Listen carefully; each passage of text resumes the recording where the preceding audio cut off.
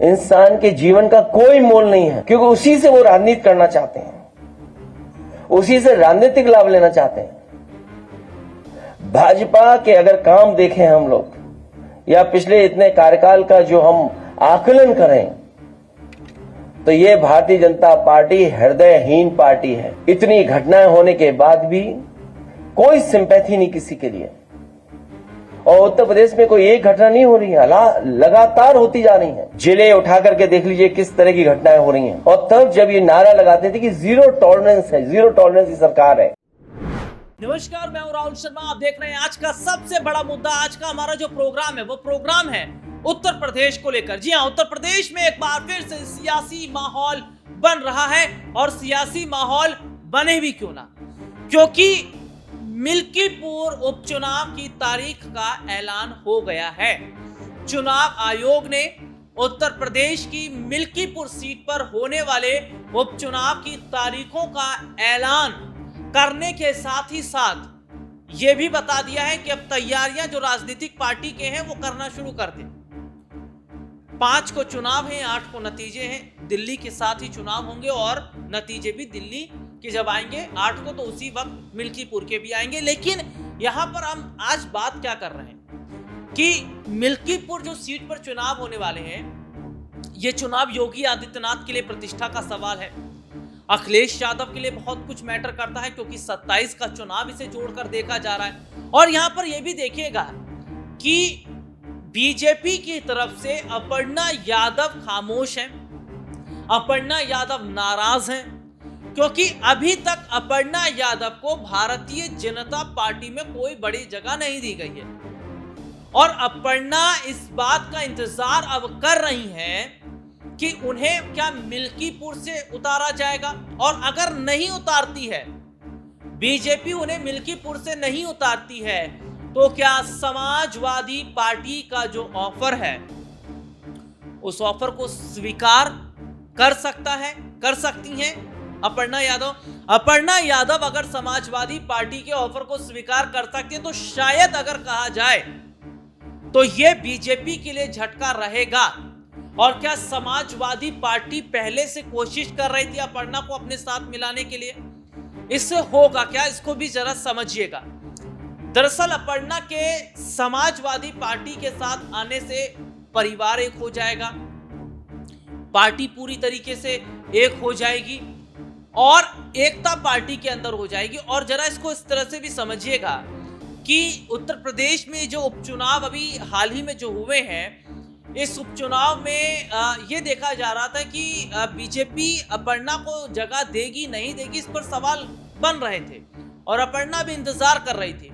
लेकिन जब अपर्णा यादव को टिकट नहीं दिया जाता है, उन्हें स्टार प्रचारक की सूची में शामिल नहीं किया जाता है, जब उन्हें पार्टी में जगह नहीं मिलती है, तो उसके बाद तमाम सवाल खड़े हो जाते हैं। और ऐसे में जब तमाम सवाल खड़े हो जाते हैं और फिर जब बात होने शुरू हो जाती है, तो ये कहा जाता है कि क्या वाकई बीजेपी ने अपर्णा यादव के साथ धोखा किया है?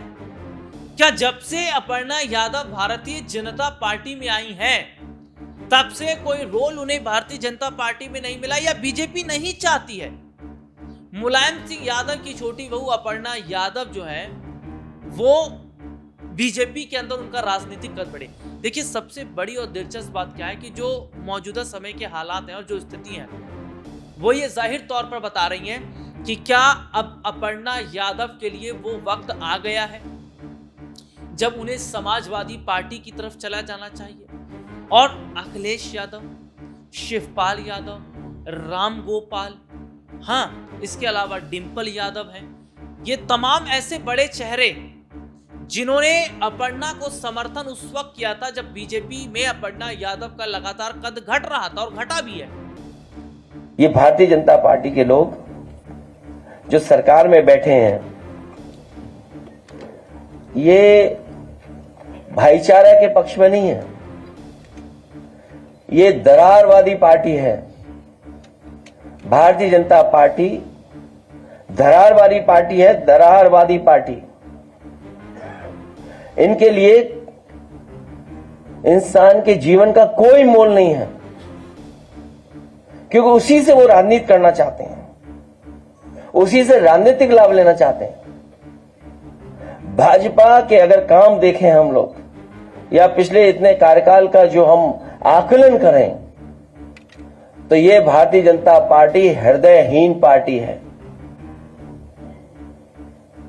इतनी घटनाएं होने के बाद भी कोई सिंपैथी नहीं किसी के लिए। और उत्तर प्रदेश में कोई एक घटना नहीं हो रही है, लगातार होती जा रही है। जिले उठा करके देख लीजिए किस तरह की घटनाएं हो रही हैं। और तब जब ये नारा लगाते थे कि जीरो टॉलरेंस है, जीरो टॉलरेंस की सरकार है, इस सरकार में न्याय मिलना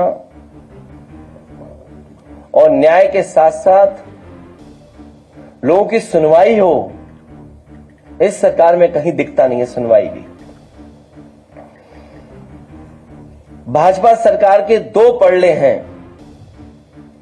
एक है पीडीए के खिलाफ अन्याय और दूसरा है भ्रष्टाचार। और जब बीजेपी उन्हें कोई बड़ी जिम्मेदारी, कोई बड़ा पद नहीं दे रही है, तो अब ऐसे में ये देखा जा रहा है, जो हालात बन रहे हैं कि क्या अब बीजेपी का साथ छोड़ अपर्णा समाजवादी पार्टी की तरफ जाएंगी।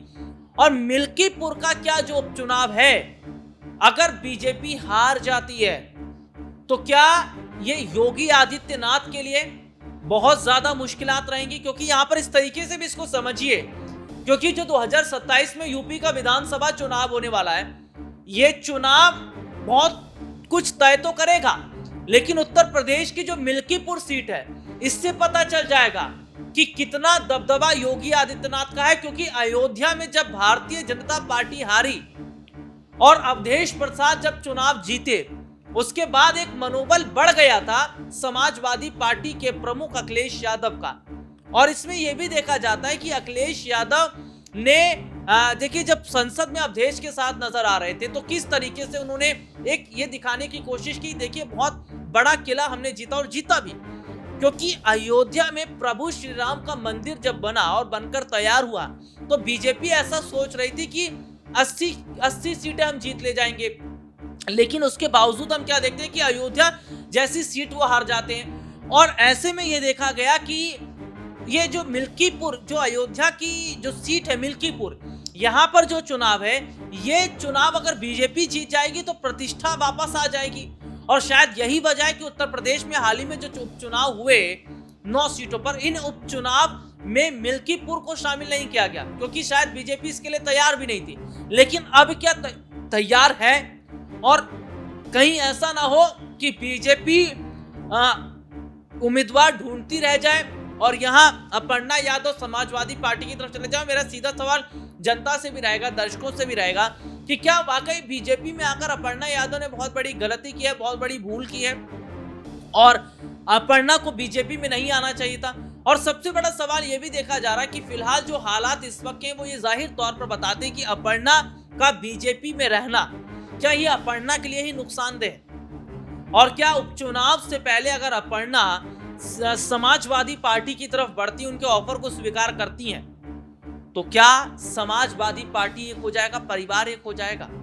और जिस तरीके से समाजवादी पार्टी ने अपर्णा को समर्थन दिया था, ये कहीं ना कहीं बताता है कि वो परिवार को एक करने और पार्टी को और मजबूत करने की कोशिश समाजवादी कर रही है। फिलहाल आज के इस प्रोग्राम में इतना ही। आपसे फिर दोबारा मुलाकात होगी, तब तक ले जा दीजिए, नमस्कार।